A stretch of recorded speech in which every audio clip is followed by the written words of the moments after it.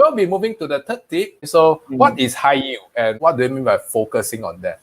Okay, it's a pretty well-known fact that there are some topics that have a higher weightage, have more importance, and extending beyond economics.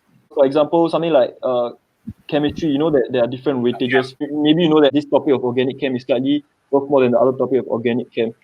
So you need to understand your nuances in questions, and you go off based that. A lot of people would be unaware of how do they know what is high yield, and this is where one of the more crucial tips comes in, which is to start off with maybe a few past year papers. I mean, I'm not really talking about econs right now. I'm talking more about the other subjects, maybe like biochem, math, right?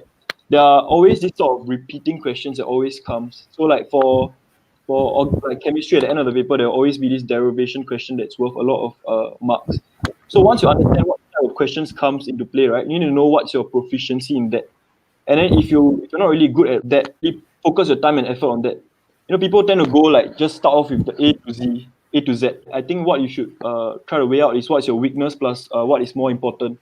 If you are really weak in something but it's not really that important, you can sort of push it to second, those of high weakness and then high weightage in the paper or high incidence of the question. You need to really start with those first. Yeah. And then after that, slowly move on after that. So try to cover as much marks as possible. And the way you do that is to going through past year papers, understanding what kind of questions come always. One mistake that students should try to avoid is to do the 10-year series kind of late and work on prelim papers first. At least for me, what I felt that was better, it was to do the 10-year series first and understand how the paper is going to be set. And then after that, to sort of get into the higher echelons of the score, right? Maybe just do 1 or 2 prelim papers after that.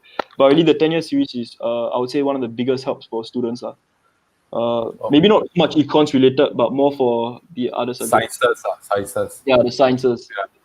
And math also. My math was one of the worst scores, and I don't really have tuition for math or anything like that. Even before my prelims also, I got a really bad score. And I didn't understand a lot of foundational topics, but what really helped me was going through the 10-year series and then focusing on my fundamentals. And then once I focused on my fundamentals, everything sort of clicked into place. A lot of the prelim questions became way more easier because the TYS is kind of easy, and then you just take it upon there and just build it up as fast as possible. Get your confidence from TYS. So thank you for sharing about the high yield part. So in a nutshell, am I right to say that it is all about knowing what is a priority and allocating the correct weightage of resources and time to a priority? Yeah, and I would even go ahead and say that writing down what is a priority is really important. So instead of just having a bland mental picture, you really want to nail down what is really, really important and what you don't know. And that will really help you in the long run. I don't know, there are 4 quadrants, right? You know what you know, you know what you don't know, you don't know what you know, and you don't know what you don't know. Yeah, it's something like that. But then for this, I would go maybe subject wise, and just really write it down, honestly. Okay. And so for the viewers out there, especially our current students, okay, if you don't know what you don't know, you ask me.